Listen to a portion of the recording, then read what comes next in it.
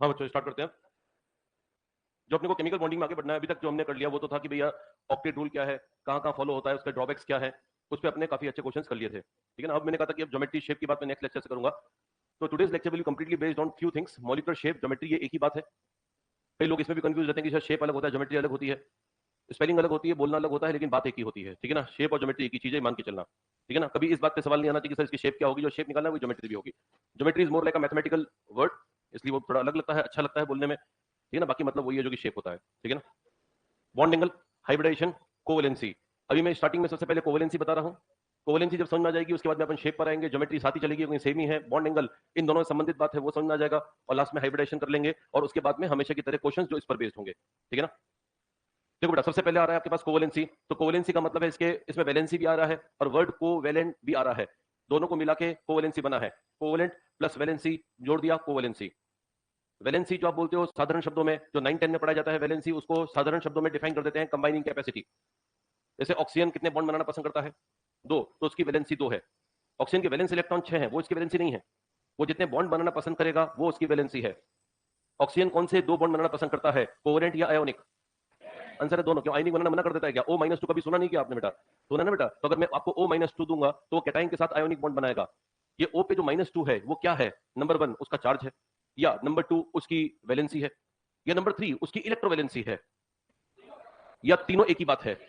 तो एनाइन के लिए तीनों एक ही बात है। ऑक्सीजन की 2 जो आज तक बोलते हुए वो वैलेंसी, वो -2 अगर होती है तो उसको इलेक्ट्रोवैलेंसी बोल देते हैं। और अगर -2 होती है तो उसका एग्जांपल ऐसा है बेटा, कैल्शियम 2+ और O-2। यहां पर O की वैलेंसी 2 बोलना सही है या गलत है?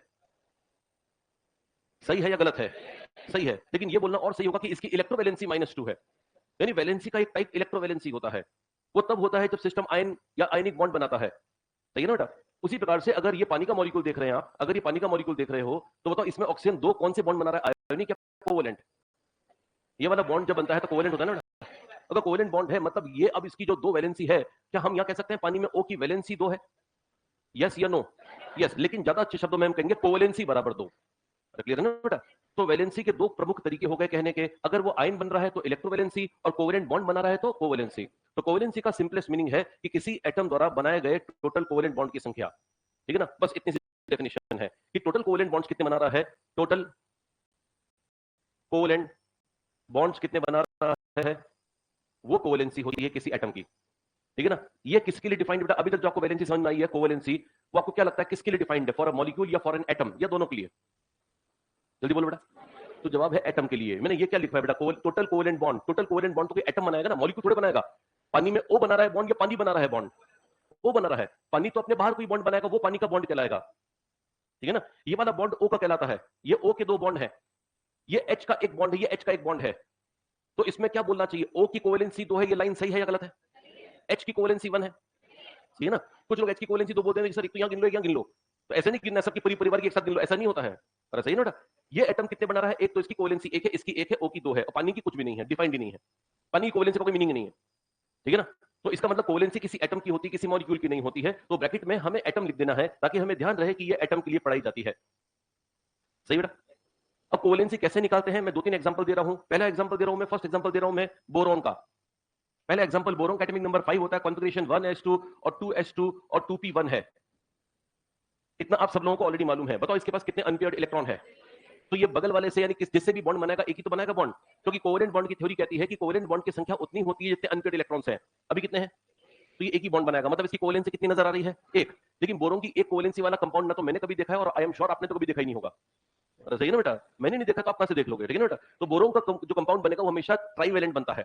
उसका कारण यह है कि बोरोन अपने इस इलेक्ट्रॉन को यहां पर एक्साइट कर देता है। तो एक्साइट कर देगा तो S में एक इलेक्ट्रॉन हो जाएगा, और यहाँ पे P में कितने हो जाएंगे, 2। बताओ अब ये कितने बॉन्ड बना लेगा, 3 बॉन्ड। कुछ लोगों का सवाल होता है कि सर ये एक्साइट करने की एनर्जी देनी पड़ेगी, क्या रिलीज होगी? तो आंसर क्या है, देनी पड़ेगी। लेकिन फिर भी दे देगा क्योंकि उसको मालूम है कि 3 बॉन्ड बनने से रिलीज भी तो होगी बेटा। तो बोरोन को ओवरऑल फायदा है या नुकसान है? फायदा है, क्योंकि बॉन्ड भी तो एक ही जगह 3 बन रहे हैं। तो बताओ इस डायग्राम को देखकर बताओ बोरोन की कोवेलेंसी कितनी नजर आएगी, 3। तो क्या ये लाइन सही है, boron is trivalent in the ground state? तो ये गलत बोल दिया मैंने, क्योंकि ग्राउंड स्टेट तो ये है, ये कौन सी स्टेट है? तो आज के बाद जब भी किसी कोवेलेंसी बोलो या देखो तो पहले ये देख लो कौन सी स्टेट में है। एंड जो नीट में यूजी में सवाल आने वाला जो है वो ये है कि कोवेलेंसी के साथ में आपको state, ground state, excited state जरूर पूछेगा। तो आपको कॉन्फ़िगरेशन मालूम होना चाहिए, उसमें अनपेयर्ड इलेक्ट्रॉन देखो, फिर ये देखो कि उसकी फर्स्ट एक्साइटेड है, सेकंड एक्साइटेड है, जो भी उसके अनुसार जवाब दो। क्या ये लाइन सही है? अब मैं जो बोल रहा हूं, बोरोन की ग्राउंड स्टेट कोवेलेंसी 1 है, परंतु एक्साइटेड स्टेट कोवेलेंसी 3 है। अरे सही है ना? बताओ बोरोन कौन से पीरियड का एलिमेंट है? सेकंड पीरियड में ये है, ये है, ये है और एक खाली ऑर्बिटल है। बताओ बोरोन की यहां पर B single bond F single bond F single bond F. बताओ बोरोन की यहां पर क्या 3 है? कोवेलेंसी। क्या कोवेलेंसी को +3 बोलेंगे या -3? ओनली 3, कोई प्लस माइनस नहीं। तो ये अगर आप प्लस लगाते हो तो आप ये भी जानते होंगे कि माइनस भी होगा, क्योंकि बोरोन का माइनस बॉन्ड कैसे बनेगा? मेरी बात समझ रही बेटा? कोवेलेंसी में कभी भी साइन नहीं आता, यहां पे कभी भी साइन नहीं आएगा,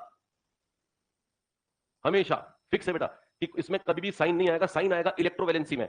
कोवेलेंसी हमेशा एक संख्या होगी बिना किसी साइन के। तो यहां बोरोन की कोवेलेंसी कितनी नजर आ गई? 3। ग्राउंड स्टेट या एक्साइटेड स्टेट? एक्साइटेड। यहां पे एक्साइट किया ना बेटा, तो इसका मतलब ये एक्साइटेड है। तो इसका मतलब ये हो गया कि B5 और यहां पर ब्रैकेट में लिखूंगा एक्साइटेड में, इसकी कोवेलेंसी 3 नजर आ रही है। नीचे लिख सकते हैं कोवेलेंसी बराबर 3। सही है जी? अब मुझको बताओ कि बोरोन के पास अभी भी एक वैकेंट ऑर्बिटल है या नहीं है? क्या ये इससे बॉन्ड बना सकता है? बना सकता है। कैसे? इलेक्ट्रॉन देकर या लोन पेयर लेकर? लोन पेयर लेकर जो बॉन्ड बनेगा वो कोवेलेंट बनेगा या कोऑर्डिनेट? तो कोऑर्डिनेट बॉन्ड बनेगा। तो बोरोन के आसपास टोटल बॉन्ड कितने नजर आ सकते हैं? तो क्या इसकी कोवेलेंसी अब 4 बोलोगे? मैंने बोला है टोटल कोवेलेंसी का मतलब टोटल कौन से बॉन्ड? अब वो जो बॉन्ड बनेगा वो कौन सा बनेगा? कोऑर्डिनेट। तो बताओ इसकी कोवेलेंसी 3 रहेगी या 4? तो आंसर है 4, क्योंकि कोऑर्डिनेट बॉन्ड बनने के बाद कोवेलेंट हो जाता है। अरे क्लियर हो ना बेटा? तो ध्यान रखना कि अगर इसके पास वैकेंट ऑर्बिटल है, अभी इसकी कोवेलेंसी बराबर 3 है, लेकिन अगर बोरोन के 1 2 3 और इस पे किसी ने अटैक कर दिया, किसी एक्स मॉलिक्यूल ने अटैक कर दिया, इसका लोन पेयर दे दिया और यहां पर फ्लोरीन है, फ्लोरीन है, फ्लोरीन है, अब इसकी कोवेलेंसी कितनी हो जाएगी? 4। तो कभी नहीं घबराना है ये बोलते हुए कि कोऑर्डिनेट बॉन्ड को वैलेंसी में काउंट करना है या नहीं करना है। बिल्कुल काउंट करना है, क्योंकि वो भी एक कोवेलेंट बॉन्ड ही होता है। लास्ट सन में मैंने जो शुरू में 15-20 मिनट बताया था, वो इसके बारे में बताया था कि coordinate bond once formed is identical to a covalent bond, यानी एक बार बनने के बाद कोऑर्डिनेट बॉन्ड कोवेलेंट बॉन्ड ही बन जाता है। अरे क्लियर है ना? एक और बात कहना चाहूंगा जो कि मेरे को मोस्ट इंपॉर्टेंट लगती है, ये सेकंड पीरियड का एलिमेंट है। वो तो सेकंड पीरियड में एस और पी में मिलाकर कितने डब्बे दिख रहे हैं? तो ये मैक्सिमम कितने बॉन्ड बना पाएगा? 4। तो क्या ये लाइन कहना सही है कि सेकंड पीरियड का होने के कारण इसकी मैक्सिमम कोवेलेंसी 4 हो सकती है? ये आंसर बिल्कुल सही है। तो ये ध्यान रखना बेटा कि सेकंड पीरियड में नोट्स में कहीं भी इंपॉर्टेंट मार्क करके लिख देना, सेकंड पीरियड की मैक्सिमम कोवेलेंसी बराबर 4 होती है। सही बेटा? मैक्सिमम कोवेलेंसी 4 होती है। क्या ये इनका एनोमलस बिहेवियर का भी एग्जांपल होता है? तो आंसर इज यस। बताओ ये ऐसा क्यों है? बताओ थर्ड पीरियड में अगर आएंगे तो एसपी के अलावा क्या आ जाएगा? डी भी आ जाएगा। डी में बॉन्ड बनने की संभावना बढ़ जाएगी बेटा। इसलिए सल्फर हुआ, क्लोरीन हुआ, फास्फोरस हुआ, उनके बॉन्ड्स की संख्या 5 6 7 ऐसी हो सकती है। ठीक है ना? तो हम ये यहां पर एक और बात लिख देंगे कि थर्ड पीरियड ऑनवर्ड्स, यानी कि थर्ड पीरियड से एक नई बात स्टार्ट हो जाएगी और वह है कोवेलेंसी 4 से ज्यादा भी हो सकती है। तो हम ये बोलेंगे covalency can be more than 4। ठीक है ना? अगर आप पीवाईक्यूज उठा के देखोगे तो काफी ऐसे पीवाईक्यूज मिल जाएंगे जो कि इसी बात पर आधारित है। ठीक है ना? एग्जांपल देता हूं मैं, लिखा बेटा थोड़ा बहुत आपने, ये बस इंडिकेटिव लिख दीजिएगा, बाकी सब क्वेश्चन से सॉल्व करेंगे हम। ठीक है ना? अभी बेसिक बातें कि भाई कोवेलेंसी क्या है समझ में आ गई तो बस काफी सफिशिएंट है। सेकंड पीरियड की कोवेलेंसी 4 से अधिक नहीं हो सकती, सफिशिएंट है। थर्ड पीरियड की 4 से ज्यादा हो सकती है, उतना सफिशिएंट है। जो फटाफट हम एग्जांपल्स पर आते हैं। तो अब यहां मान लीजिए हमने कहा कि क्लोरीन है, अब ये सॉरी फास्फोरस है, तो फास्फोरस जो है वो PCl5, फास्फोरस जो है वो PCl5 बना सकता है, लेकिन नाइट्रोजन NCl5 बना सकता है या नहीं? अब इसको बार बार देखने की जरूरत नहीं है। ऐसा नहीं कि एटॉमिक अपन उसका नाइट्रोजन का कॉम्बिनेशन लिख रहे हैं और देख रहे हैं, उसको देखने से क्या हो जाएगा? पीरियड तो सेकंड ही है ना बेटा उसका, सेकंड पीरियड का है तो ये बनेगा ही नहीं। ठीक है ना? पीवाईक्यूज में देखोगे तो आपको ऑर्गेनिक का एक सवाल मिलेगा नाइट्रोबेंजीन का। नाइट्रोबेंजीन का स्ट्रक्चर ऐसे बना रखा होता है, बेंजीन और बेंजीन पर यहां पर pi bond pi bond pi bond, यहां पर N double bond O N double bond O, ये कहलाता है नाइट्रोबेंजीन। क्या ये नाइट्रोबेंजीन का सही स्ट्रक्चर है? नाइट्रोजन के बॉन्ड कितने नजर आ रहे हैं? 5। क्या नाइट्रोजन 5 बना सकता है? तो इसलिए स्ट्रक्चर गलत है। तो नाइट्रोबेंजीन के स्ट्रक्चर को सही बनाने के लिए हम क्या करते हैं बच्चों? बेंजीन, और बेंजीन में यहां बनाते हैं, बेंजीन के स्ट्रक्चर में हम बनाते हैं यहां पर N, यहां पर डबल बॉन्ड O और यहां पे कोऑर्डिनेट बॉन्ड O। सही है? यह है नाइट्रोबेंजीन। नाइट्रोबेंजीन में कोऑर्डिनेट वाला कौन सा बॉन्ड कहलाएगा? सिग्मा या पाई? सिग्मा। और इसमें सिग्मा और पाई दोनों है, तो ये डबल है और ये सिंगल है। क्या बॉन्ड लेंथ सेम आएगी अलग अलग आएगी? तो आंसर है सेम बिकॉज ऑफ रेजोनेंस। ध्यान रखना बॉन्ड लेंथ का जब भी सवाल है दिमाग में रखना रेजोनेंस भी हो सकता है। ठीक है ना? क्या इसमें रेजोनेंस है कि नहीं बेटा? और होने कारण दोनों बॉन्ड लेंथ क्या आ जाएगी? सेम आ जाएगी। खैर हमारा मेन प्रॉब्लम वो नहीं, हमारी मेन प्रॉब्लम ये गलत है और ये स्ट्रक्चर सही है। ठीक है ना? चलो इसके अलावा बताओ मुझको कि क्या ये सही है? SF4, क्या सल्फर कौन से पीरियड का है? थर्ड पीरियड में 4 कोवेलेंसी संभव है या नहीं है? वहां 4 से भी ज्यादा संभव है ना बेटा? तो ये संभव है या नहीं है? है। अगर मैं OF4 की बात करूं तो ये संभव है या नहीं है? अच्छा छोड़ो, कोवेलेंसी ऑफ ऑक्सीजन कितनी नजर आ रही है? हाँ 4। बताओ कौन सा पीरियड ऑक्सीजन सेकंड पीरियड को 4 तक अलाउड है या नहीं है? है। लेकिन अब एक नई बात जोड़ूंगा मैं, 4 हो ये जरूरी नहीं है, 4 तक अलाउड है। अरे बात नहीं बेटा, 4 से ज्यादा के लिए रेस्ट्रिक्शन है। चार के लिए रेस्ट्रिक्शन नहीं है, लेकिन चार के लिए ये भी नहीं है कि चार तो ठीक है, आपको हरी झंडी है, चार को देखो, देखना ही नहीं है, नहीं, देखना सबको है, ठीक है ना। हो सकता है चार भी संभव नहीं हो, मैंने ये नहीं कहा था कि चार तक तो हर किसी की पॉसिबल होगी। मैं वापस रिपीट कर रहा हूं अपने स्टेटमेंट को, ढंग से सुनना। सेकंड पीरियड की अधिकतम कोवेलेंसी चार होती है, ये वाली बात सही है बेटा, लेकिन चार तक होगी ये कोई जरूरी नहीं है, हमें हर बार एग्जाम्पल को देखना पड़ेगा। अगर आप बोलते हो कैसे देखें, तो आप यू देखो, बताओ ऑक्सीजन बॉन्ड कितने बना रहा है, ऑक्सीजन के वैलेंस इलेक्ट्रॉन बताओ, 6 में से काम में कितने आ गए, बच्चे कितने, 2 का मतलब 1 लोन पेयर है, बताओ मुझको 1 लोन पेयर को रखने के लिए 1 ऑर्बिटल की जरूरत पड़ती है बेटा। ऑक्सीजन कितने बॉन्ड बना चुका है, 4 ऑर्बिटल वहां खर्च हो गए हैं। अब बताओ ऑक्सीजन के पास ऑर्बिटल कौन कौन से होते हैं, एस और पी मिला के कितने, तो 4 तो खर्च हो चुके हैं, तो लोन पेयर को रखने की जगह है या नहीं है। This is a correct structure और इनकरेक्ट स्ट्रक्चर, ये इनकरेक्ट स्ट्रक्चर है। तो मैं ये जानबूझ के करवा रहा हूं क्योंकि ये पढ़ने के बाद कि सेकंड पीरियड की कोवेलेंसी 4 तक हमेशा होगी, गलत है, ठीक है ना। आपको ऑन द स्पॉट ये देखना पड़ेगा कि ये स्ट्रक्चर संभव है या नहीं है। उसको देखने के लिए क्या करें, सिग्मा गिने, यानी उसके टोटल बॉन्ड गिने और लोन पेयर गिने, वो बॉन्ड और लोन पेयर मिला के 4 से अधिक नहीं होना चाहिए सेकंड पीरियड के लिए, है ना। तो हम नियम ये बना लें कि सेकंड पीरियड के लिए बॉन्ड की संख्या प्लस लोन पेयर की संख्या जो है वो या तो 4 से कम होगी या 4 के बराबर होगी, 4 से ज्यादा कभी नहीं हो सकती है ना। जरा सोच के बताओ कि इस ऑक्सीजन में बॉन्ड कितने हैं, 4, और लोन पेयर कितने हैं, एक, कितना आ गया 5। बताओ 5 इस शर्त को फॉलो कर रहा है या नहीं कर रहा है, नहीं कर रहा है। इसका मतलब ये स्ट्रक्चर सही है या गलत है, गलत है। This is not a possible structure. Clear हो गया ना।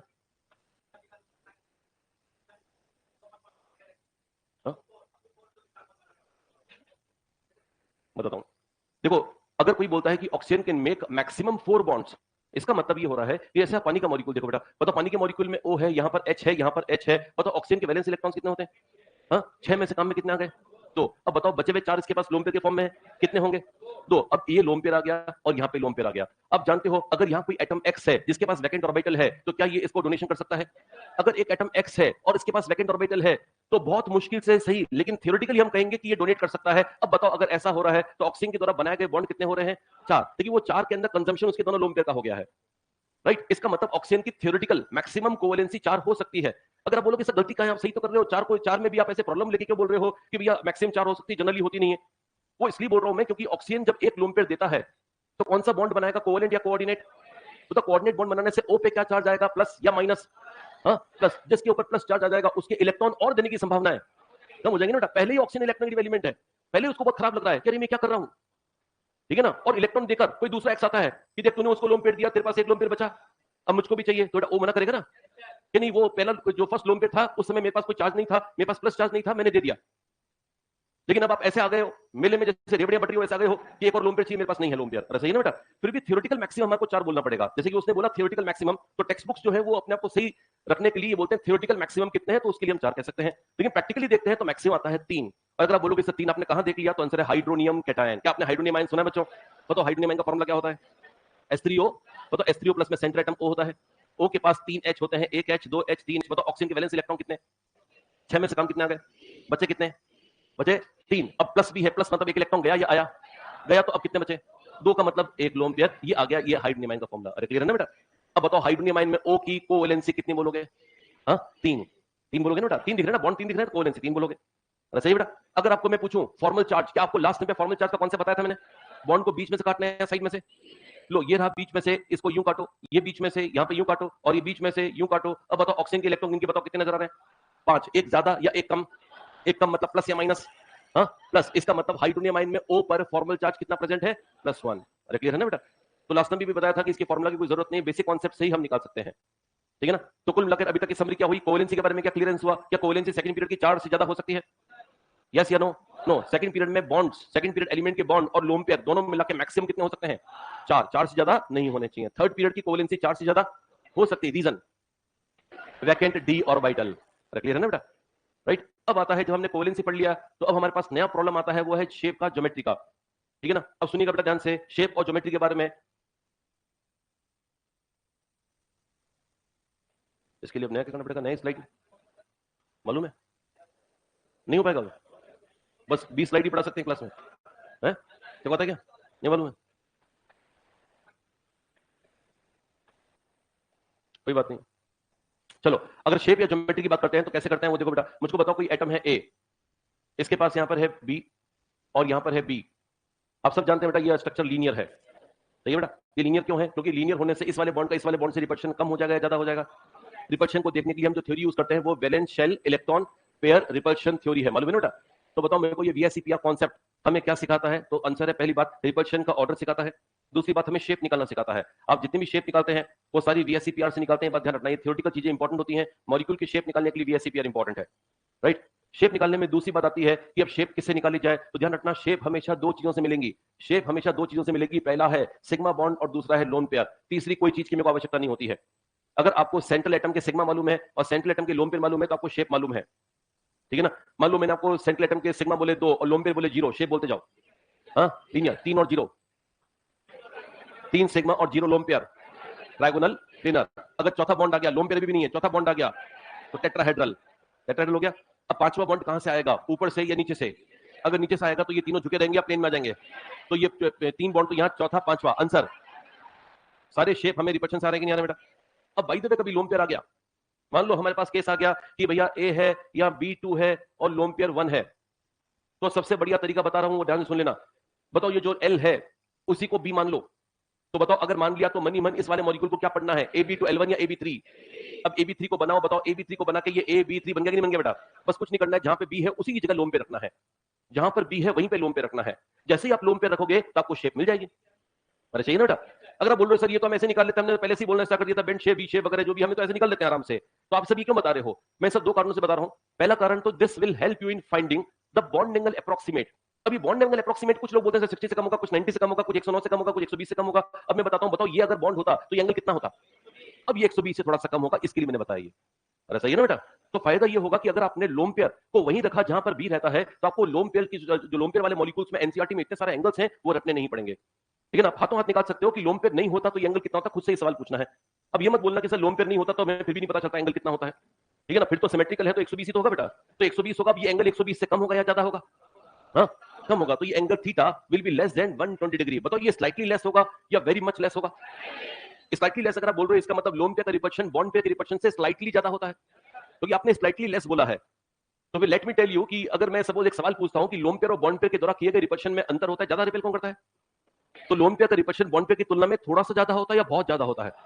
हाँ, तो आंसर है थोड़ा। जो लोग बहुत ज्यादा बोल रहे हैं वो गलत बोल रहे हैं, ध्यान रखना थोड़ा सा, क्योंकि मेरी ये वाली बात एक्सप्लेन करने के बाद तो थोड़ा सा बोलना चाहिए ना बेटा। मैं जब बोल रहा हूं मजाक नहीं करो बेटा, ये 118 का होता है बॉन्डिंग अप्रोक्सीमेटली, तो लोन पेयर और बॉन्ड पेयर में बहुत थोड़ा सा अंतर होता है, लेकिन वो थोड़ा सा अंतर भी एग्जाम में पूछा जाता है, इसलिए इंपॉर्टेंट है। इंपॉर्टेंट का मतलब ये नहीं है बहुत लार्ज, इंपॉर्टेंट का मतलब एग्जाम में ज्यादा आने के चांसेस, ठीक है ना। तो इसका मतलब है कि लोन पेयर का रिपल्शन बॉन्ड पेयर की तुलना में ज्यादा होता है, लेकिन बहुत ज्यादा अंतर नहीं होता है। आप इलेक्ट्रोस्टैटिकली समझ सकते हो बेटा, लोन पेयर का मतलब कितने इलेक्ट्रॉन, बॉन्ड पेयर का मतलब कितने इलेक्ट्रॉन। दो, जब दोनों इलेक्ट्रॉन है तो क्यू जब सेम है तो फिर रिपल्शन का जो मेन कारण होता है चार्ज वो तो सेम ही हो गया ना बेटा। इसका मतलब ये कि लोन पेयर और बॉन्ड पेयर में हालांकि लोन पेयर द्वारा किया गया रिपल्शन ज्यादा होता है लेकिन अंतर बहुत कम होता है, राइट। चलिए, तो ये एंगल हमारे पास आ गया। अब इस एंगल को लेकर आप देखोगे तो इसका शेप जो आ रहा है वो आ रहा है AB2। बताओ ये शेप बेंड शेप है कि नहीं बेटा? ये बेंड शेप है। इसको नॉन लीनियर भी कहते हैं, बेंड भी बोलते हैं, वी शेप भी बोलते हैं, बेंट वी भी कह देते हैं, ठीक है ना। अब कुछ लोगों की दिक्कत होती है कि सर लोन पे को लेना है या नहीं लेना है, शेप निकालते समय लोन पे को लेना है कि नहीं लेना है, तो हम लेते हैं, सुनना ध्यान से, हम लेते हैं ओनली एटम को। जहां जहां एटम है उसको जोड़ दो आप। एटम को जोड़ने से जो आकृति मिल रही है वो कहलाती है शेप, वही कहलाती है ज्योमेट्री। वापस रिपीट कर रहा हूं, एटम्स को जोड़ने से मिली आकृति यानी शेप को हम शेप या ज्योमेट्री कहते हैं। अगर आप बोलोगे सर फिर इसका क्या रोल है, इसका रोल है शेप को प्रभावित करने में। वो प्रभावित कर दिया ना बेटा इसने, ठीक है ना। एक बार हटा के देखो, इसको लोन पेयर नहीं है, अब बताओ कितना शेप आ रहा है, लीनियर। अरे क्या ट्रायंगुलर प्लेनर, लोन पेयर की जगह बॉन्ड पेयर नहीं लगा रहा हूं मैं, लोन पेयर को हटा ही रहा हूं पूरा परमानेंट, तो लीनियर आ रहा है कि नहीं आ रहा बेटा? तो इसका अंदर लोन पेयर पे शेप डिपेंड करेगी नहीं कर रही है बेटा? कर रही है। और किस पे कर रही है? बॉन्ड पे। कौन से वाले पे, सिग्मा पे या पाई पे? सिग्मा पे।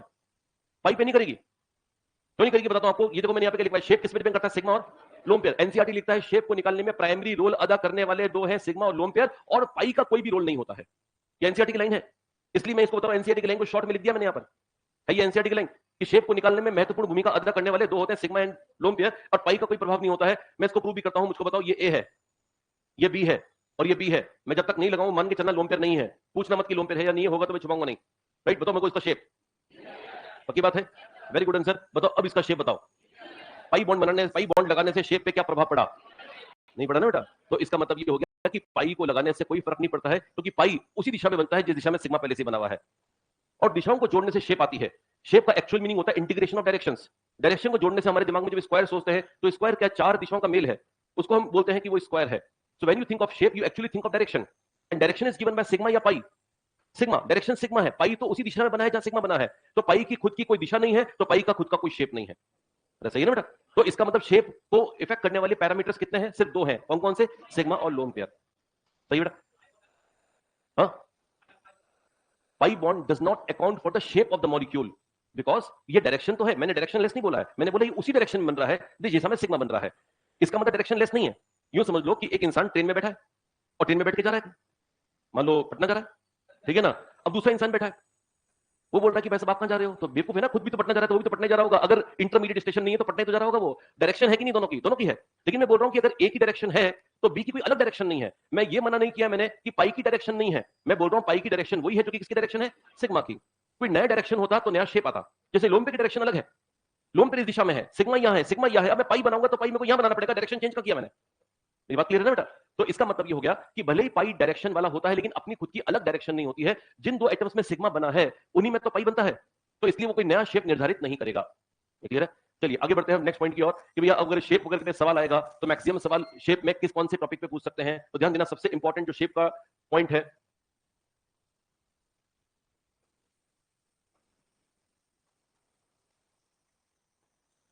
चलिए शेप के लिए जो सबसे इंपॉर्टेंट पॉइंट है वो हमारे पास है ये वाला AB5। ये वेरी वेरी इंपॉर्टेंट है। आप जब भी केमिकल बॉन्डिंग का सवाल एक्सट्रैक्ट करोगे पीवाईक्यूज में से तो आपको पड़ेगा ऑलमोस्ट हर साल AB5 या उसके डेरिवेटिव पर सवाल बना हुआ है। बताओ AB5 में सिग्मा कितने हैं, लोन पे कितने हैं? हाँ, 0। तो बताओ जो शेप आएगा वो सिग्मा और लोन पेयर के मिक्स इफेक्ट से आता है, तो लोन पेयर 0 है। तो ध्यान देना बेटा, इसके सिग्मा प्लस लोन पेयर बराबर 5 है, ठीक है ना। इसके सिग्मा प्लस लोन पेयर मिला के कितने हैं, 5। अब ये है वेरी वेरी इंपॉर्टेंट केस, ये आज तक का सबसे ज्यादा पूछा जाने वाला केमिकल बॉन्डिंग का सवाल है, ठीक है ना। इसी पर बेस्ड होंगे। मैं 100% बोल रहा हूं कि केमिकल बॉन्डिंग पे स्ट्रक्चर पे कोई सवाल आएगा, हो ही नहीं सकता कि AB5 वाला केस यानी कि सिग्मा प्लस लोन पेयर बराबर 5 वाला केस ना दे, वो उसको देना ही पड़ेगा, ठीक है ना। तो क्यों इंपॉर्टेंट केस वो आप समझिएगा बेटा। मुझको बताओ AB5 का थोड़ी देर पहले मैंने शेप बताया था, 3 एक प्लेन में, एक ऊपर एक नीचे। शेप का नाम ट्रायगोनल बाई पिरामिडल। ये ट्रायगोनल बाई पिरामिडल हुआ। ये ए यहाँ पर है 1 2 3 4 एंड 5, ये ट्रायगोनल बाई पिरामिडल हुआ, ठीक है ना बेटा। मुझको बताओ कि अगर ये सारे एटम बी हैं, ये एटम बी है और ये भी बी है, ये भी बी है, ये भी बी है और यहाँ पर भी बी है, तो बताओ कि इसमें सारी बॉन्ड लेंथ्स एक जैसी हैं या अलग अलग हैं? अलग अलग हैं। क्यों है वो सुनना। मुझको बताओ इस बॉन्ड पे लगने वाले रिपल्शन कितने डिग्री पर आ रहे हैं? 90 पर, जबकि ये दोनों आपस में 120 पर रिपेल हो रहे हैं। बताओ रिपल्शन 90 पर ज्यादा होगा या 120 पर? इसका मतलब इस पर रिपल्शन ज्यादा होगा तो ये खिंच जाएगा ना बेटा। तो ये वाली बॉन्ड की बॉन्ड लेंथ अगर बी है और इसकी ए है तो बताइए बी और ए में बड़ा कौन? तो ये बहुत इंपॉर्टेंट बात है। इसी बात से मैं सारे क्वेश्चन समझा दूंगा। जिसको ये याद है कि एक्सिस पर इसको बोलते हैं एक्सियल बॉन्ड, तो एक्सियल बॉन्ड बड़ा होने का रीजन सबको क्लियर हो रहा है बेटा? एक्सियल बॉन्ड पे रिपल्शन ज्यादा है या कम है? हाँ, ज्यादा है। अब ध्यान देना बेटा, एक केस है AB4L1, एक केस है AB3L2 और एक केस है AB2L3। बताओ, सोच के बताओ, इन सब में कॉमन क्या आ रहा है? इन सब में कॉमन देखो, जोड़ के देखो इनको, कितना आ रहा है? 5। क्या इनको जोड़ के 5 आ रहा है कि नहीं आ रहा बेटा? अब 5 आ रहा है, इसका मतलब ये सब किससे बने हुए हैं? AB5 से बने हुए हैं। बताओ इसमें AB5 के कितने बी हटाए हैं?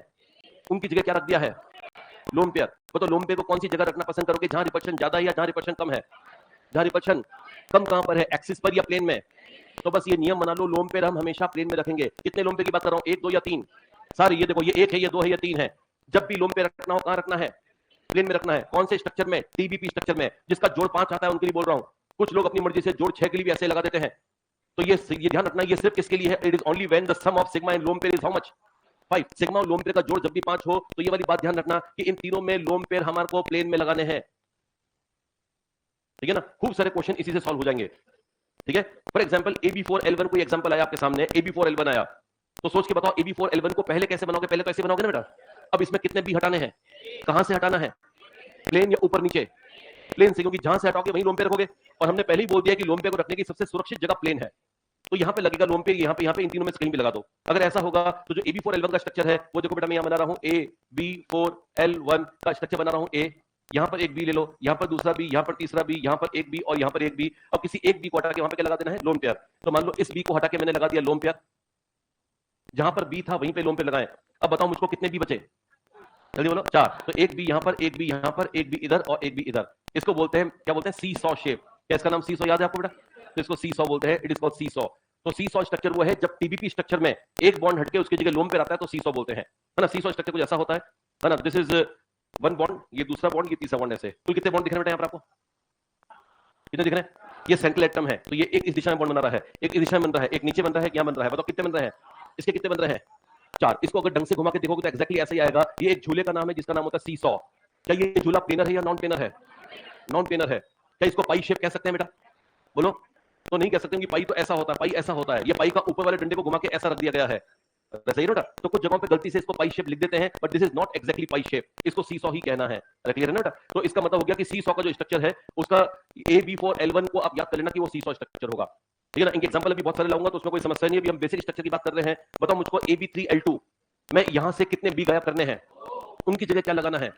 तो अब जो लोन पे लगेगा उसके कारण ये हो जाएगा AB3L2, मैं A बनाऊंगा, यहां पर ऊपर B रखना है अनचेंज, यहां पर B रखना है अनचेंज। अब लोन पे दो लगाने हैं, तो एक लोन पे तो यहां लगा दो, एक यहां लगा दो और यहां पर B रहने दो, ठीक है बेटा? इसको अगर आप ढंग से देखोगे तो इस लाइन को और इस लाइन को जोड़ोगे तो टी शेप आएगा कि नहीं आएगा बेटा?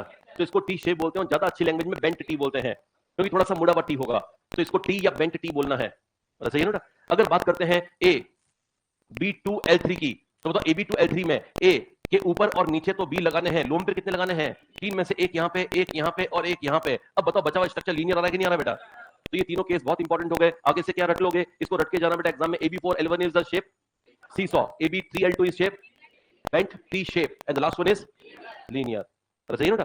अब क्वेश्चन को हवा में कैसे करते हैं वो मैं आपको बताता हूं। मान लो सबसे ज्यादा आया हुआ सवाल में से एक बता रहा हूं, सपोज आपको एग्जाम में आ गया XeF2, बताओ XeF2 में सिग्मा कितने हैं? दो। ज़ीनॉन के वैलेंस इलेक्ट्रॉन कितने होते हैं? काम कितना गए? बचे कितने? 6 का मतलब कितने लोन पेयर? बताओ ये इन तीनों में से किससे मैच कर रहा है? क्या AB2L3 से मैच कर रहा है ना बेटा? क्योंकि अभी आपने बोला लोन पेयर 3 है, सिग्मा 2 है, तो इसके बराबर हो गया कि नहीं हो गया बेटा? तो आज के बाद कोई पूछेगा XeF2 का शेप क्या है तो क्या बोलिएगा? आंसर इज लीनियर, सही है ना बेटा? ऐसे ही एक और हवा में करना है, ClF3, मतलब ClF3 में Cl बॉन्ड कितने बना रहा है? 3। वैलेंस इलेक्ट्रॉन कितने होते हैं? काम कितने आ गए? Lone pair 2। सिग्मा कितने? Lone pair sigma 3, lone pair 2। Answer आ गया बेंट टी शेप। ClF3 का आंसर बेंट टी शेप। और लास्ट एग्जांपल एक और हवा में करवा रहा हूं, सल्फर टेट्राफ्लोराइड SF4, बताओ SF4 में सल्फर के वैलेंस इलेक्ट्रॉन काम कितने आ गए? Lone pair 1। अब बताओ लोन पेयर 1 के सिग्मा कितने हैं? 4। AB4L1, आंसर बोलो, वैसे ही ना बेटा? तो इस तरह से अपन हवा में निकाल सकते हैं। मैं सारे मॉलिक्यूल्स की नहीं बोल रहा हूं कि सारे मॉलिक्यूल्स को इतनी आसानी से आप कर सकते हो, लेकिन कुछ मॉलिक्यूल जो है, इसके लिए मैं एग्जांपल लिख रहा हूं SF4, इसके लिए मैं लिख रहा हूं ClF3, और इसके लिए मैं लिख रहा हूं कौन सा? XeF2। ये सभी एनसीईआरटी में दिए हुए एग्जांपल्स हैं, ठीक है ना? एक बात और सुनिएगा, और वो ये कि कभी कभी आपको सिग्मा और लोन पेयर निकालना हो फटाफट, क्या मैं आपको ये कह सकता हूं कि given the sigma number and given the lone pair number we can find shape of any molecule? मैं रिपीट कर रहा हूं, यदि मुझको सिग्मा मालूम है और मुझको लोन पेयर मालूम है, तो क्या मेरे को मॉलिक्यूल की शेप मालूम है? अब सिग्मा निकालने का क्या शॉर्ट ट्रिक है, लोन पेयर निकालने का क्या शॉर्ट ट्रिक है? पहली बात तो कोशिश करो कोई शॉर्ट ट्रिक लगाने की जरूरत नहीं पड़े, कभी कभी लगानी पड़ जाती है, तो जब लगाएं तो कैसे लगाएं वो आप सुन लीजिएगा बेटा। जो शॉर्ट ट्रिक है सिग्मा और लोन पेयर की, यह है शॉर्ट ट्रिक किसके लिए? सिग्मा और लोन पेयर के लिए, ठीक है ना? पहला नंबर ध्यान रखना, सिग्मा बराबर होता है ऐसे, यानी सराउंडिंग एटम, सराउंडिंग एटम्स, जितने सराउंडिंग एटम्स हैं बस वही सिग्मा है, ठीक है ना? थोड़े कॉम्प्लिकेटेड एग्जांपल लेता हूं, जैसे मान लो मैंने एग्जांपल लिया सल्फेट आयन, बोला सल्फेट आयन का फॉर्मूला क्या होता है? SO4 -2। सेंट्रल कौन है? S को कितने O घेर रहे हैं, तो सराउंडिंग एटम कितने हुए? तो सिग्मा भी 4 है, एकदम सिंपल, सही ना? N3 नेगेटिव, बताओ N3 नेगेटिव में कितने N सुनाई दी आपको? 3 में सेंटर में कितने होंगे? सराउंडिंग कितने होंगे? तो सिग्मा कितने हो गए? 2। जितने सिग्मा जितने सराउंडिंग उतने सिग्मा, बस सिंपल रखो। क्या सिग्मा निकल गया बेटा? जो मैंने कहा था शेप निकालने के लिए दो महत्वपूर्ण जानकारियां चाहिए, एक सिग्मा और दूसरा लोन पेयर में से क्या निकल चुका है? सिग्मा। लोन पेयर को निकालना थोड़ा मुश्किल होता है, अगर सेकंड पीरियड का है तो लोन पेयर को निकालने का बड़ा तरीका होता है लुईस स्ट्रक्चर, जो मैंने लास्ट टाइम पे बनाने सिखाए थे।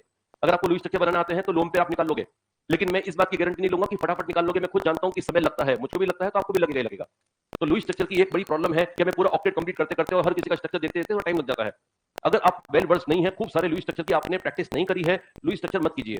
तो कैसे करें फिर एक ट्रिक यूज कीजिए, और वो ट्रिक है कि आप क्या करें बेटा, सेकंड नंबर में मैं बोल रहा हूं लोन पेयर के लिए ट्रिक है। लोन पेयर के लिए ट्रिक क्या है? टोटल वैलेंस इलेक्ट्रॉन्स को डिवाइड करो 8 से। टी का मतलब टोटल, वी मतलब बैलेंस, ई मतलब इलेक्ट्रॉन। ये टीवी वही है जो हमने टीवी देखी थी लुईस स्ट्रक्चर बनाते समय। क्या लुईस स्ट्रक्चर बनाते समय टीवी लिखा था ना मैंने? उस समय भी टोटल वैलेंस इलेक्ट्रॉन लिखा था, यहाँ भी वही है। यहाँ पे गलतियां, वैलेंस इलेक्ट्रॉन निकालते समय लोग माइनस या प्लस की गलती कर देते हैं, जैसे N3 माइनस में टोटल वैलेंस इलेक्ट्रॉन, N के इलेक्ट्रॉन में -1 यानी एक इलेक्ट्रॉन जोड़ना पड़ेगा, वो याद रहेगा ना बेटा आपको? तो टीवी का मतलब टोटल वैलेंस इलेक्ट्रॉन से डिवाइड कैसे करना है? 8 से। अब ध्यान देना, जब भी कोई डिवीजन करते हैं तो एक तो क्वेश्चन आता है, मालूम है ना बेटा, जो आंसर होता है, और एक रिमाइंडर भी तो आता है बेटा। तो रिमाइंडर जिसको हिंदी में शेष कहते हैं, बस उस रिमाइंडर को 2 से भाग दे दो, आपको निकल जाएगा लोन पेयर। तो इसका मतलब ये जब करोगे तो इसका, इस डिवीजन का रिमाइंडर बटा 2 ही लोन पेयर की संख्या है, ठीक है ना? हो सकता है थोड़ा समय लगे, लेकिन आपको आंसर जो है मिल जाएगा, और उससे कम समय मिलेगा जितने में लुईस स्ट्रक्चर बनाओगे। इसे फटाफट करने का, हवा में करने का तरीका बताता हूं। एग्जाम में आ गया फॉर एग्जांपल कि बताओ एजाइड आयन में, ध्यान सुना, एजाइड आयन में सेंट्रल एटम पर लोन पेयर कितने होंगे? तो ये फॉर्मूला सेंट्रल एटम पे लोन पेयर ही बताएगा। बताओ N3 माइनस में टीवी कितने हैं? बताओ फटाफट। N के पास कितने होते हैं? हाँ 5 इंटू 3 15, और माइनस है तो 16, तो टीवी कितने हुए? 16, 16 डिवाइड में क्या करोगे बताओ, रिमाइंडर कितना आएगा? हाँ अरे रिमाइंडर ऐसा आता है, ये यू डिवाइड करते हैं ना बेटा, यहाँ पर 8 रखते हैं, यहाँ पर टीवी रखोगे तो यहाँ पर जो आएगा, यहाँ जो आएगा ना उसको रिमाइंडर कहते हैं, और जो यहाँ आता है उसको क्वोशिएंट कहते हैं, मालूम है ना? तो यहाँ भागफल आता है और यहाँ शेष आता है, मैं भी शेष की बात कर रहा हूँ। कितना है बेटा? इसका मतलब नाइट्रोजन पर एजाइड आयन में सेंट्रल एटम पे लोन पे कितना हुए? 0। ठीक है ना? थोड़ा मुश्किल एग्जांपल लेते हैं, ICl2 नेगेटिव। अब देखो मैं इसको हवा में कैसे करवाता हूँ, ये बहुत डिफिकल्ट क्वेश्चन माना जाता है, लेकिन हवा में करने का तरीका सुनना मुझको बताओ। आयोडीन के वैलेंस इलेक्ट्रॉन 7 और क्लोरीन के कितने होते हैं? 7। सबके साथ ही तो होते हैं ना, सब एक ही फैमिली में तो हैं। तो बताओ 7 वाले कितने हैं? 3। अरे 2 नहीं 3, 7 वाले 3, 21 और 1 22 को डिवाइड करो 8 से, 8 दूनी 16, कितने बचे? 6। रिमाइंडर 6 बचे, तो लोन पे कितना गए? हाँ सिग्मा कितने हैं इसके? हाँ सराउंडिंग एटम बराबर सिग्मा है, सिग्मा कितने हैं? लोन पे कितने हैं? तो बताओ इसका फॉर्मूला AB2L3 हुआ कि नहीं हुआ? क्या थोड़ी देर पहले AB2L3 का आंसर क्या निकाला था हमने? लीनियर। अरे क्लियर हो गया ना बेटा? अब गिनती करके देख लेना, 20 सेकंड से कम में इसका जवाब आ जाएगा आपको। अरे क्लियर है? तो वैसे कोई भी एग्जांपल ले लो, है ना, चाहो तो I3 माइनस से कोई भी। एक और मुश्किल एग्जांपल लेता हूं, सपोज आपके पास आंसर क्वेश्चन आ गया ClO2+, बताओ ClO2+ में Cl के वैलेंस इलेक्ट्रॉन, हाँ 7 ऑक्सीजन के, 6 और 6 12 और 7 19 में से एक गया 18, 18 डिवाइडेड बाय 8, तो 8 दूनी 16, रिमाइंडर 2, लोन पेयर 1। तो बताओ इसमें सिग्मा कितने हैं और लोन पेयर? तो बताओ ये AB2L1, क्या आज AB2L1 को मैंने बेंच शेप बताया था कि नहीं बताया था? ये आंसर आ गया बेंच शेप। अरे क्लियर है ना? तो जितने भी शेप है, और इसी को मैं आगे लिंक करूंगा हाइब्रिडेशन से, अगर शेप क्लियर है तो हाइब्रिडेशन अपने आप क्लियर होता चला जाएगा। ऐसा कभी संभव नहीं होगा कि सर हमें शेप तो निकालना आता है, हमें हाइब्रिडेशन नहीं आता है, इसका मतलब आता कुछ भी नहीं है, ठीक है ना बेटा? क्योंकि शेप आता है तो हाइब्रिडेशन आपको आना ही पड़ेगा, अपने आप आएगा। वो हो सकता है थ्योरी में दिक्कत हो, लेकिन ये बात आपको निकालने आ जाएगी कि हाइब्रिडेशन कैसे निकालते हैं, ठीक है ना? अभी मैं आऊंगा उसके ऊपर, पहले अपन कुछ सवाल देख लेते हैं। हाँ क्या? हाँ उसके लिए मैंने पहले बता दिया सराउंडिंग एटम, बस वही देख लो, क्वेश्चन देखने की जरूरत ही नहीं है। चलिए हमें बोला ट्रू एंड फॉल्स निकालने के लिए, कोशिश करेंगे थोड़ा जल्दी से करें इसको, क्योंकि ऐसे एग्जाम जो ऐसे क्वेश्चन जो एग्जाम में बहुत कॉमन है, तो हमें प्रैक्टिस होनी चाहिए कि एक साथ हम 2-3 एग्जांपल कैसे सॉल्व कर पाए। तो N3- के लिए भी क्या बताया था? N3- में सेंट्रल नाइट्रोजन पे कितने लोन पेयर हैं? 0। सराउंडिंग एटम कितने हैं? टाइप बोलो इसका A, सराउंडिंग एटम बोला 2 AB2L0। बताओ AB2L0 का शेप यहां लिखा हुआ बैंड, सही या गलत? तो ये फॉल्स स्टेटमेंट है। बताओ नाइट्रोजन के वैलेंस इलेक्ट्रॉन, ऑक्सीजन के, हाँ 6 दूनी 12, 12 और 5 17 में से एक गया, 16 डिवाइडेड बाय 8, रिमाइंडर हाँ 0। बताओ ये टाइप क्या हो गया? AB2L0 शेप, लीनियर, सही या गलत है? सही है। आगे बढ़ सकते हैं। नाइट्रोजन के वैलेंस इलेक्ट्रॉन 5, ऑक्सीजन के 6 थी, 18 और 5 23 और 1 24 डिवाइडेड बाय 8, 3, रिमाइंडर 0, मतलब लोन पे 0 है। अब बताओ ये है A, आगे बोलो बेटा B3L0, आंसर AB3L0 प्लेनर होगा ना बेटा? ट्रायगोनल प्लेनर, सही या गलत? कर लोगे ना बेटा? तो ऐसे क्वेश्चन हम आपको करने हैं, जो भी आपको क्वेश्चन मिलता है उसको इसी तरीके से करने का प्रयास करें। और अगर आपको लगता है कि नहीं सर ये वाले क्वेश्चन के हमेशा हमको जोड़ के डिवाइड बाय 8 करना पड़ेगा, आंसर है सेकंड पीरियड के लिए ठीक करेगा, कर लो। थर्ड पीरियड से व्यवस्थाएं बदल जाती हैं, थर्ड पीरियड से बॉन्ड ज्यादा बनने लग जाते हैं, क्योंकि डी आ जाता है, तो उसके अंदर फटाफट कर सकते हैं। जैसे मान लो कभी मुझको SO2 करना होता है ना, मैं पहला दिमाग ये लगाता हूं कि सल्फर कौन सा पीरियड का है, तो तुमको डिवाइड बाय 8 वाले मेथड की जरूरत नहीं, करोगे तो आंसर आ जाएगा। ऐसा नहीं है कि जो वो है कभी लगेगा कभी नहीं लगेगा, लगेगा सही, लेकिन थोड़ा समय लग सकता है। अगर आपको और भी शॉर्ट में चाहिए, थर्ड पीरियड वालों के लिए शॉर्ट में कर सकते हो। कैसे? वो देखो बेटा, सल्फर सेंटर में कौन होगा? सल्फर, इधर O है, इधर भी O है, तो O कौन सा बनेगा? सिंगल या डबल? डबल। यहां डबल बना, यहां डबल बना। सल्फर के कितने बॉन्ड हो गए? 4। सल्फर के वैलेंस इलेक्ट्रॉन 6 में से काम में कितना गए? लोन पे कितने हुए? 1। तो बताओ ये मॉलिक्यूल किस टाइप का हुआ? A। आगे बोलो B कितने दिख रहे हैं? 2। और लोन पे कितने हुए? हाँ 1। अब बताओ AB2L1 का शेप कैसा होगा? क्या बेंड शेप होगा ना बेटा? आंसर आ गया बेंड शेप, ठीक है ना? तो आप चाहो तो सिग्मा लोम्बे वाले के तरीके से कर सकते हो, और आप चाहो तो इस वाले तरीके से भी कर सकते हो, ठीक है ना? और सवाल थोड़ा बहुत देख लेते हैं। यस O3, बताओ O3 में O के वैलेंस इलेक्ट्रॉन इंटू 3, 18 का मतलब डिवाइड बाय 8 करेंगे, 8 दूनी 16, रिमाइंडर कितना आएगा? 2, लोन पेयर एक और बताओ, लोन पेयर सराउंडिंग एटम कितने हैं? हाँ 3 O में से एक O तो यहाँ होगा, 2 O सराउंडिंग में ना बेटा, सराउंडिंग यानी सिग्मा यानी A। आगे बोलो क्या लिखो? B2 और लोन पेयर 1। अब बताओ शेप, अरे बेंड होगा कि नहीं होगा बेटा? आंसर आ गया ओजोन बेंड, या लीनियर लिखा हुआ है, सही है गलत है? गलत है। आयोडीन के वैलेंस इलेक्ट्रॉन 7 तिया 21 और 1 22 को डिवाइड कैसे करना है? 8 से, 8 दूनी 16, बचेंगे 6, लोन पेयर 3। अब बताओ इस आई को सराउंड करने वाले कितने आई हैं? तो A। आगे बोलो B2L3, बताओ AB2L3 लीनियर, या लिखा हुआ है बेंड, सही है गलत है? गलत है। क्या ये अपने आप कर सकते हो बेटा? ये बड़े आराम से अपने आप हो जाएंगे, कोई दिक्कत नहीं है। शेप में समझ आ गया बेटा?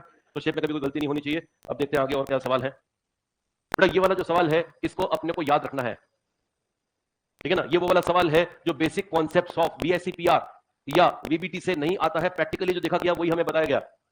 तो सही है ना बेटा? तो इसको याद करना पड़ेगा। याद करना एक और कारण से भी जरूरी है क्योंकि ये एनसीईआरटी के कवर पेज पे बना है। सही है ना बेटा? तो इसलिए अगर ये सवाल एग्जाम में गलत हो गया, बहुत हंसी उड़ाएंगे लोग कि तूने एनसीईआरटी खोल के नहीं देखा, बंद तो देखी होगी, उसमें भी बना हुआ है। सही है ना बेटा? तो ये करना बहुत जरूरी है, ठीक है ना? बड़ी इमोशनल बात है लेकिन बात एकदम सच है कि XeF6 हमें याद होना चाहिए। XeF6 कैसा देखा गया वो मैं आपको बताता हूं। XeF6 में ज़ीनॉन को यहां पर, हाँ बिल्कुल सही बोल रहा है, ज़ीनॉन को यहां पर रख दो। फ्लोरीन कितने हैं? 6। अब फ्लोरीन एक यहां पे, एक यहां पे, एक यहां पे, एक यहां पे, एक ऊपर, एक नीचे, फ्लोरीन 6 हो गए बेटा। तो इस तरह का अरेंजमेंट को ऑक्टाहेड्रल कहते हैं, मालूम है बेटा आपको? अब अगला XeF6 को देखोगे ऑक्टाहेड्रल आएगा। अब जब आता है लोन पेयर, तो लोन पेयर जो है वो प्रैक्टिकली कहां देखा गया वो सुनिएगा। लोन पेयर जो है बताओ ये क्या चीज है? ये यहां पे कौन है? फ्लोरीन। यहां पे कौन है? और ऊपर इन तीनों फ्लोरीन को मिलाने पर जो स्ट्रक्चर मिल रहा है उसका नाम बोलो।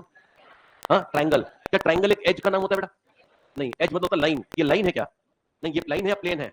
और प्लेन को बोलते हैं हेड्रा। प्लेन का नाम क्या होता है? हेड्रा। तो ये हेड्रा है और हेड्रा के सहारे रहता है लोन पेयर। लोन पेयर है कि नहीं इसके अंदर?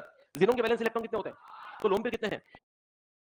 हाँ, एक। तो इसके पास जो एक लोन पेयर है प्रैक्टिकली वो कहां देखा गया? प्रैक्टिकल लोन पेयर यहां पे देखा गया, किसी एक छत पर, यानी किसी एक हेड्रा पर। इस सहारे से ये लोन पेयर इस तरह से टिका हुआ है। अब यहां पर ऊपर कितनी छतें हैं? 1 2 3 4। तो ये 4 में से किसी एक छत पर होगा। कभी इसका मन नहीं लगेगा कि ऊपर वाली छत पे मन नहीं लग रहा है, तो ये वाली जो छतें यहां भी तो है ना बेटा? यहां पे कितनी छतें हैं?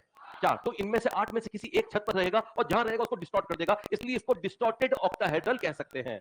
अरे सही है ना बेटा? इसका एक और नाम जो बढ़िया नाम है वो है कैप्ड ऑक्टाहेड्रन, ठीक है ना? क्योंकि उस पे कैपिंग हो रखी है, जिस छत पर ही रह रहा है वो एक कैप की तरह है, इसलिए इसको कैप्ड ऑक्टाहेड्रन भी कहा जाता है।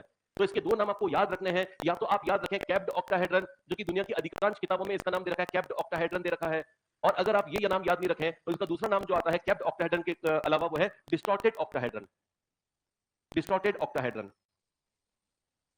बड़ा ये नाम एनसीईआरटी में दिया हुआ है, तो ये आपको ज्यादा अच्छे से ध्यान रखना है। हो सकता है कि कैप्ड ऑक्टाहेड्रन किसी ऑप्शन में है तो आप घबराएं नहीं, इसलिए मैंने कैप्ड नाम लिखवा दिया है। ज्यादा इंपॉर्टेंट नाम इसका डिस्टॉर्टेड ऑक्टाहेड्रन है, ठीक है? चलो अब इसके बारे में देखते हैं बेटा। ये जानबूझ के मैंने क्वेश्चन दिया है PCl3F2 का। बताओ PCl3F2 में फास्फोरस बॉन्ड कितने बना रहा है? हाँ 5। लोन पेयर बोलो। हाँ AB5 और L0। बताओ AB5 L0 का शेप क्या होगा? Trigonal bipyramidal. क्या वो स्क्वायर सही लिखा है गलत? हाँ गलत है ना बेटा? आप ये मत सोचना कि सर इतना आसान सवाल क्यों दिया, इसमें कुछ और पॉइंट है वो बताना। ये तो गलत हो गया लेकिन सवाल इस पे था ही नहीं एक्चुअली, ठीक है ना? सवाल इस पे क्या था वो सुनिएगा बेटा। बताओ फास्फोरस बॉन्ड कितने बना रहा है? हाँ 5। अब ये 5 बॉन्ड में से आपको ये बात ध्यान रखनी है कि फास्फोरस के जो 5 बॉन्ड बनेंगे उसमें फास्फोरस यहाँ पे 1 2 3 4 एंड 5 ये कहलाता है एक्सिस, और इसके लिए है लाइक्स और वो है EN। बस ये ध्यान रखना है आपको। एक्सिस को क्या पसंद है, मोर EN या लेस EN? अब ये छटेगा, इनमें से छटेगा कि भैया ये जो 5 है उनमें से मोर EN कौन है? तो फ्लोरीन। तो फ्लोरीन को कहां रखना है? एक्सिस पर या प्लेन में? अब ये पूरी जब क्लास लेता हूं तब तो मैं बेंट और ड्रैगो के नियम से को डिटेल में समझाता हूं। अभी के लिए आपको क्रैश कोर्स है, डायरेक्टली आपको ध्यान रखना है कि ट्रायगोनल बाइपिरामिडल में अगर कभी हमारे पास सिलेक्शन आ जाए कि सिलेक्शन करना है यहां किसको लगाएं यहां किसको लगाएं, तो रैंडमली नहीं लगाना है, मोर EN को एक्सिस पे लगाना है। क्या याद रखोगे? मोर EN को कहां लगाना है? एक्सिस पर। कुछ कारणों से मोर EN को एक्सिस ज्यादा पसंद होती है। जो मोर इलेक्ट्रोनेगेटिव एलिमेंट होता है उसको एक्सिस ज्यादा पसंद होती है। तो सही है ना बेटा? अगर फिर भी किसी का है तो मैं जल्दी जल्दी से बता रहा हूं, किसी को समझ में नहीं भी आया तो कोई दिक्कत नहीं, कि एनसीईआरटी में ये बात डिस्कस नहीं है, ठीक है ना? तो सुन लेना ध्यान से। इसमें क्या होता है, जब इसका पूरा हाइब्रिडेशन वगैरह निकालोगे तो पता पड़ेगा कि इस वाली जगह पर, इस प्लेन में मोर S आएगा, मोर S, ठीक है ना? और यहां पर आएगा, एक्सिस पर आएगा लेस S। अब बताओ ज्यादा S जहां पर है और जहां पर कम S है, तो यहां पर है कम S। अब यहां पर मैंने क्या बोला, एक्सिस पे किसको लगाना है? इलेक्ट्रोनेगेटिव एलिमेंट की सोच क्या होती है? इलेक्ट्रॉन खाने की या छोड़ने की? हाँ खाने की। सपोज मैं इलेक्ट्रोनेगेटिव एलिमेंट हूं, मैं यहां पे जा रहा हूं और यहां पे न्यूक्लियस है, न्यूक्लियस के पास S है और S के पास P है। थोड़ा सोच के बताओ कि अगर मुझको वाकई में इलेक्ट्रॉन खाने हैं तो मैं कहां से इजीली खा पाऊंगा? P से या S से? तो if I am electronegative what would I like, more S या मोर P? And less. इसका मतलब मुझको लेस S वाली जगह पसंद आएगी, और लेस S वाली जगह कौन सी? एक्सिस या plane? Axis. This is called bent rule, ठीक है ना? जो समय आने पे बता दूंगा और डिटेल में, लेकिन अभी इतना सफिशिएंट है कि मोर इलेक्ट्रोनेगेटिव को एक्सिस इसलिए पसंद आता है, आगे बताओ क्यों पसंद आता है। क्योंकि उसमें S कैरेक्टर कम है या ज्यादा है? कम है। हाइब्रिडेशन आने के बाद आपको पता पड़ जाएगा कि मैं इसमें S कैरेक्टर कम क्यों बोल रहा हूं। अभी आपको मेरे पे विश्वास करते हुए याद रख लेना है कि एक्सिस पर S कैरेक्टर कम होता है। क्लियर है ना? ठीक है। तो इसका मतलब यहां पे बेटा इसका स्ट्रक्चर बनेगा फ्लोरीन, यहां बनेगा फ्लोरीन, और यहां बनेगा क्लोरीन, यहां क्लोरीन, और यहां पे क्लोरीन। सही है बेटा? बताओ फ्लोरीन फ्लोरीन ऊपर नीचे होने से एक दूसरे के डाइपोल मोमेंट को ये ऐड करेंगे या कैंसिल कर देंगे? Dipole moment is a vector quantity, मालूम है ना बेटा? तो ये कैंसिल हो जाएंगे, और ये 3 तो कैंसिल हो ही रखे हैं, तो नेट डाइपोल मोमेंट कितना आ जाएगा? तो इससे हमारे को मुश्किल डाइपोल मोमेंट के भी सवाल हम सॉल्व कर लेंगे। अगर आपने बाई द वे ये नहीं बताया होता कि फ्लोरीन ऊपर नीचे रहेंगे, तो फ्लोरीन को गलती से यहां लगा देते तो डाइपोल मोमेंट कैंसिल नहीं हो पाता। सही है ना बेटा? तो ध्यान रखना, मैं जिस बात के लिए आपको ये बताना चाह रहा हूं वो स्ट्रक्चर नहीं था। मैं जानता हूं आपको शेप तो देखते ही आ गया होगा, ट्रायगोनल बाइपिरामिडल, ठीक है ना? तो ये शेप का सवाल नहीं था, ये म्यू बराबर 0 का सवाल था। व्हाट इज म्यू बराबर 0? डाइपोल मोमेंट इसका 0 है, बिकॉज ये सिमेट्रिकल शेप का या अनसिमेट्रिकल? सिमेट्रिकल। तो अपने किताब में जरूर, कॉपी में, नोटबुक में जरूर लिख दीजिएगा कि PCl3F2 का शेप सिमेट्रिकल होने के कारण इसका डाइपोल मोमेंट 0 होता है। क्लियर है ना बेटा? ठीक है, तो क्या खास बात होगी, समरी बताओ। ट्रायगोनल बाइपिरामिडल की एक और खास बात, आज हमने ज्यादातर टाइम में डिस्कशन किया है ट्रायगोनल बाइपिरामिडल का। तो ट्रायगोनल बाइपिरामिडल की एक और खास बात, ट्रायगोनल बाइपिरामिडल की एक्सिस पे किसको बिठाना है? मोर ईएन एटम को बिठाना है, याद रखना ना। चलिए आगे नेक्स्ट बात करते हैं इसके ऊपर। बॉन्ड एंगल्स की बात आ रही है अब, ठीक है ना। अब बॉन्ड एंगल्स की बात भी हम उससे लिंक कर देंगे, शेप से लिंक कर देंगे। क्या शेप आपको क्लियर है बेटा? अब ध्यान देना बेटा कि अगर लोन पेयर है तो फिर एंगल को हमको देखना है एक अलग तरीके से। लोन पेयर नहीं है तो डायरेक्टली करना है। अगर लोन पेयर नहीं है, लोन पेयर अगर नहीं है तो जो शेप निकल रहा है उसी से आप बॉन्ड एंगल को अज्यूम कर लो, जो भी आएगा वो सही आएगा।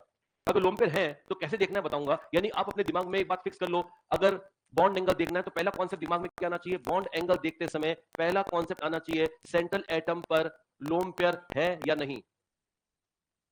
ये कॉन्सेप्ट की बात है बेटा, पहला कॉन्सेप्ट आपके दिमाग में आना चाहिए। बॉन्ड एंगल करते समय सबसे पहला कॉन्सेप्ट हमारे दिमाग में आना चाहिए, सेंट्रल एटम पर लोन पेयर है या नहीं।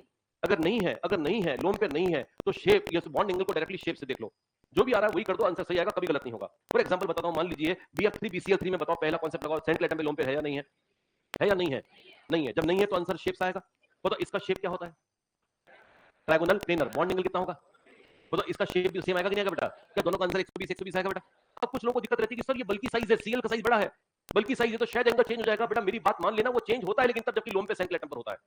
जब सेंट्रल एटम में लोन पेयर नहीं है तो कोई चेंजेस नहीं है, जो आप सोच रहे हो वही शेप आएगा और एक्जैक्टली सेम एंगल आएगा। ऐसा नहीं कि मैं अप्रोक्सीमेट बोल रहा हूं कि 1 डिग्री को मैं मान के चल रहा हूं, कोई बात नहीं, इतना कौन दिखता है, ठीक है ना। तो इन दोनों का आंसर एक्जैक्टली सेम होगा, 120 डिग्री, बोथ सेम। क्लियर बेटा? यानी आपको ज्यादा दिमाग तब लगाना है, सुनो ध्यान से, ज्यादा दिमाग तब लगाना है जब सेंट्रल एटम पे लोन पेयर हो। अगर सेंट्रल एटम पे लोन पेयर है तो कैसे सोचते हैं वो मैं आपको बताता हूं। बताओ यहाँ पे सेंट्रल एटम पे लोन पेयर है या नहीं, बताओ, नाम बताओ कंपाउंड का। अमोनिया, और इसका नाम फॉस्फीन। इन दोनों में कौन गैस है? दोनों गैस हैं, ठीक है ना। तो अमोनिया की स्मेल को अमोनिकल स्मेल कहते हैं और PS3 की स्मेल को रॉटन फिश स्मेल कहते हैं। ये एक्स्ट्रा बातें हैं, ये पी ब्लॉक की बातें हैं, इसलिए मैं बता रहा हूं, यहाँ पे तो जितनी याद हो जाए उतने सफिशिएंट है। तो मुझको इसमें भी लोन पेयर है और इसमें भी लोन पेयर है बेटा। तो लोन पेयर और बॉन्ड कितने हैं? 3। अब सोचो अगर सिर्फ बॉन्ड होते तो शेप क्या हो? सिर्फ बॉन्ड, सिर्फ सिर्फ सिर्फ ये 3 बॉन्ड होते तो क्या होता? Trigonal planar. अब इसमें को लोन पेयर लगाना, ये लोन पेयर है, लोन पेयर मैंने यहाँ लगाया तो यहाँ लगाते ये बॉन्ड तीनों ऐसे रहेंगे, झुक जाएंगे, झुकते इसका शेप पिरामिडल हो गया कि नहीं हो गया बेटा? तो इनमें से कौन पिरामिडल है? हाँ, दोनों, दोनों का शेप है पिरामिडल। लेकिन पिरामिडल का मतलब ये नहीं कि एंगल सेम है, पिरामिडल का मतलब शेप सेम है, लेकिन शेप सेम होने का मतलब एंगल सेम होना नहीं होता है, क्योंकि अब इस पे लोन पेयर है। लोन पेयर जब होगा तो थोड़ा दिमाग लगाओ, क्या लगाना है वो सुनो।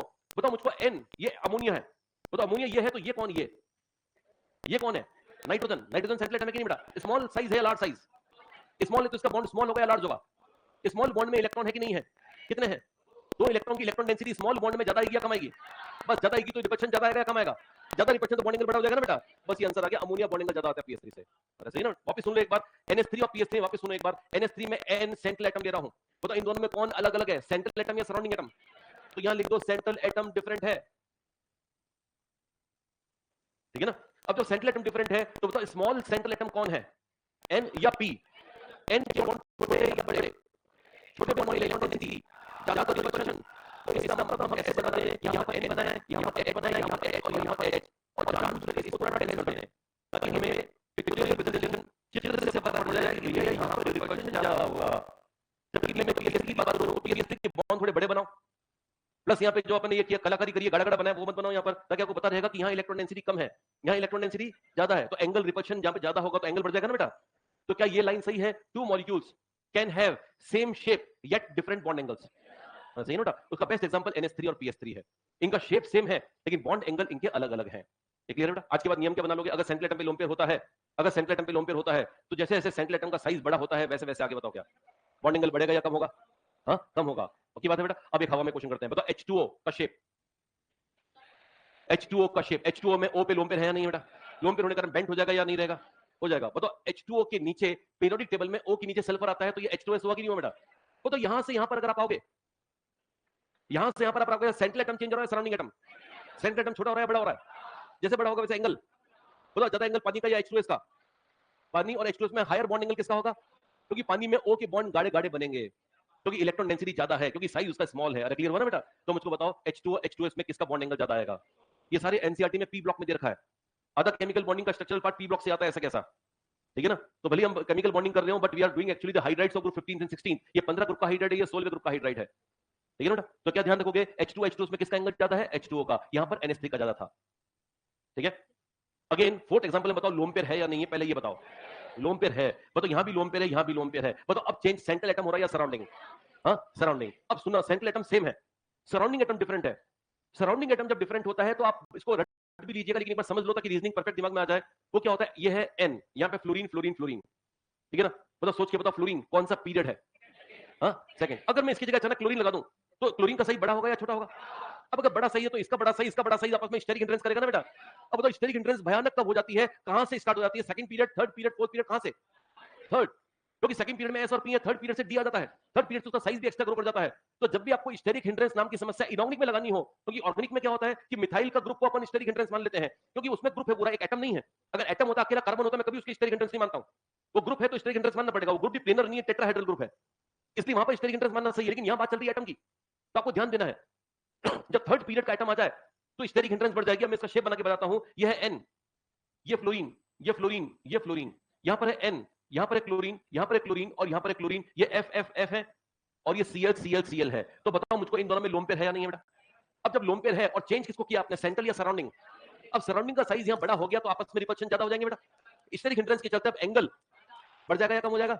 बढ़ जाएगा। बात क्लियर है बेटा? अब बताओ मुझको कि NF3 और Cl3 NCl3 में किसका बॉन्ड एंगल ज्यादा है? हाँ NCl3। क्लियर है?